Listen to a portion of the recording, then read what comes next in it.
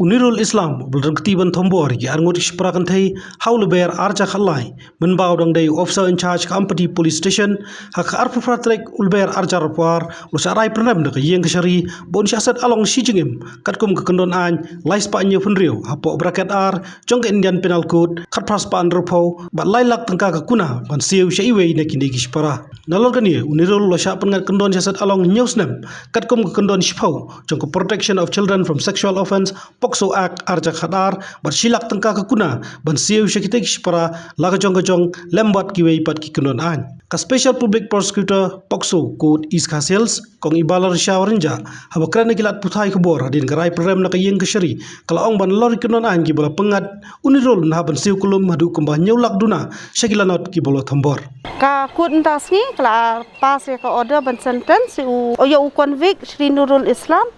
but katkum ka order baka pas ka court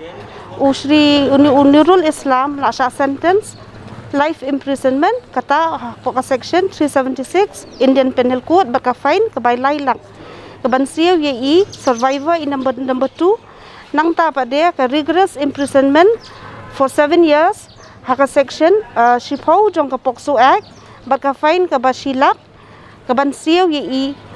survivor number 1 by survivor number 2 laka jong nang ta imprisonment ba sisnam haka section hapo ka section 342 jong ka Indian Penal Code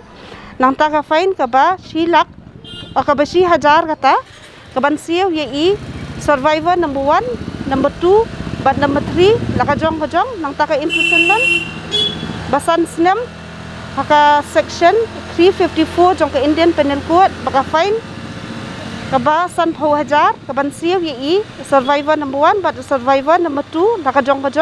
nanta ka imprisonment ba shipho snam ya ka section south spa san pho jong ka Indian Penal Code ka bat ka fine kan long sila ka bansiu ye survivor number 2 nanta ka imprisonment ka ba arsnam